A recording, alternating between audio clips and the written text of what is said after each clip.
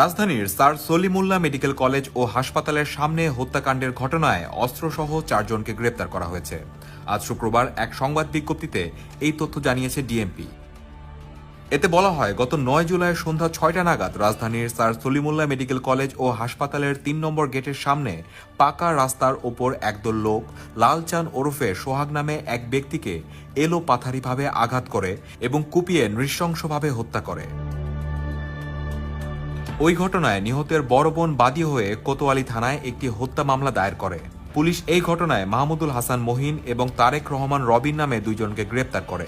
পরবর্তীতে র্যাব এই ঘটনায় আরও 2 জনকে গ্রেপ্তার করে। এখন পর্যন্ত মোট 4 জনকে গ্রেপ্তার করা হয়েছে। প্রেস বিজ্ঞপ্তিতে ডিএমপি আরও জানায়, প্রাথমিকভাবে জানা যায় ব্যবসায়িক দ্বন্দ্ব ও পূর্ব শত্রুতার জের ধরে ওই ঘটনা সংঘটিত হয়।